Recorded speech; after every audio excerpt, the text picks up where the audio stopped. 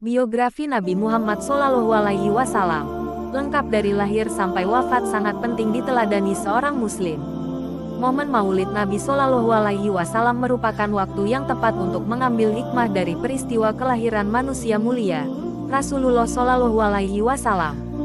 Dalam Al-Quran, Allah Subhanahu wa Ta'ala menyebutkan bahwa Nabi Muhammad SAW merupakan suri tauladan yang baik.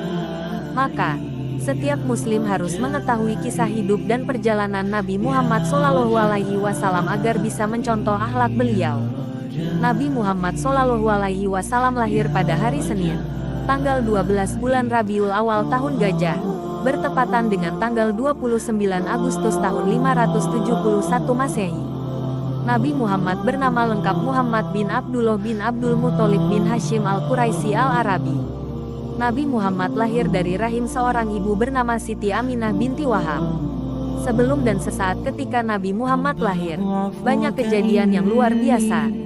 Pada malam kelahirannya, pintu-pintu surga terbuka lebar dan pintu-pintu neraka tertutup rapat. Ribuan malaikat turun ke bumi. Banyak burung yang memenuhi rumah Aminah ibu Nabi Muhammad SAW. Kelahiran Nabi Muhammad SAW disambut gembira oleh bumi dan seisinya. Pada masa kanak-kanak dan remaja, Nabi Muhammad SAW terlahir sebagai seorang yatim. Abdullah, ayahanda Nabi Muhammad, meninggal dunia 3 bulan setelah menikahi Aminah. Saat itu, Nabi Muhammad masih dalam kandungan. Setelah lahir, Nabi Muhammad diasuh oleh ibu susuannya, Sayyidah Halimah As-Sadiyah. Pasalnya, dalam keluarga Arab kota memiliki kebiasaan untuk menitipkan anak mereka yang baru lahir untuk disusui oleh perempuan desa. Hal ini dilakukan oleh Aminah, ibunda Nabi.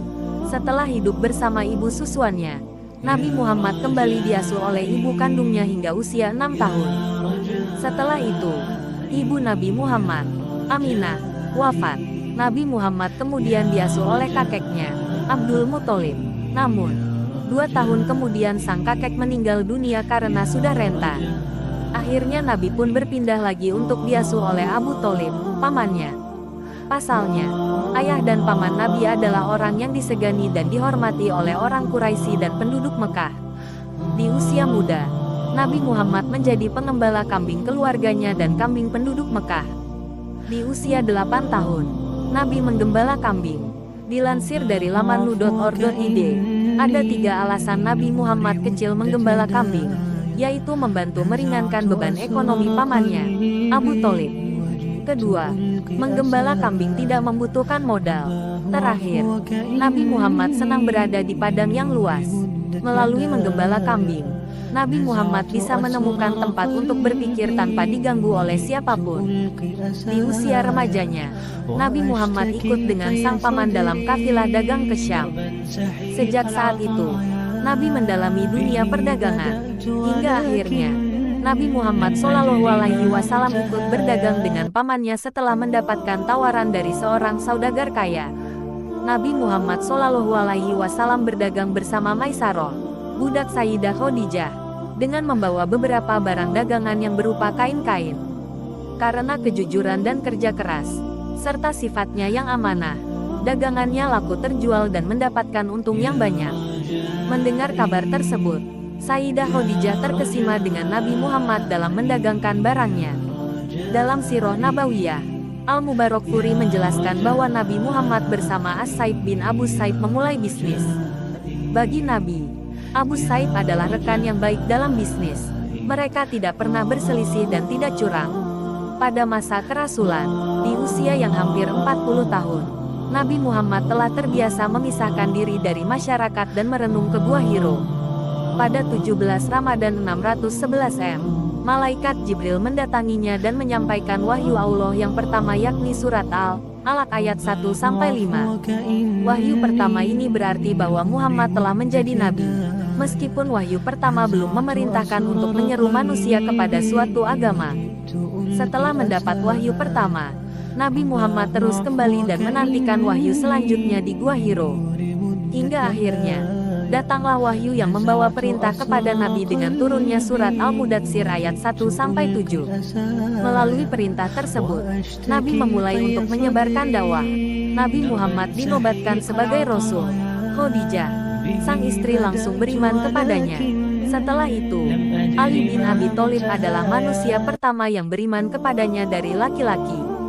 Kemudian dilanjutkan oleh Abu Bakar yang mengumumkan keislamannya. Abu Bakar membawa Utsman bin Affan, Az-Zubair bin Awam, Abdurrahman bin Auf, Sa'ad bin Abi Waqqas, dan Talha bin Ubaidillah untuk menemui Rasulullah dan mengumumkan keislaman mereka. Pada awalnya, Nabi Muhammad berdakwah secara sembunyi-sembunyi, hingga 3 tahun kemudian, Nabi bisa berdakwah secara terang-terangan setelah turun firman Allah.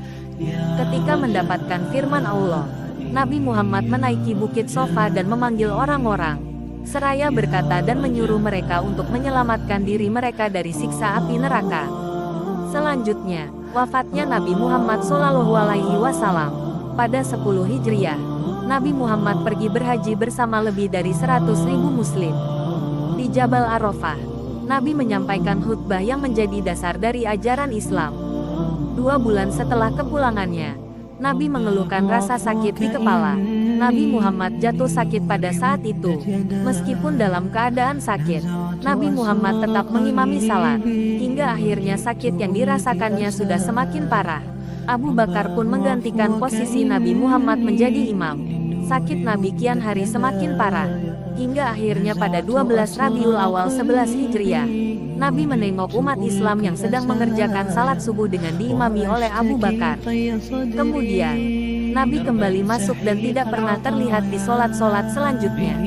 Dalam pangkuan sang istri, Aisyah, Nabi SAW wafat. Malaikat maut tidak kuasa mencabut nyawa manusia pilihan. Namun, Nabi Muhammad SAW tetap memilih untuk bertemu Sang Pencipta. Akhirnya, Nabi Muhammad wafat sekitar usia 63 tahun. يا رب يوم الندايا يا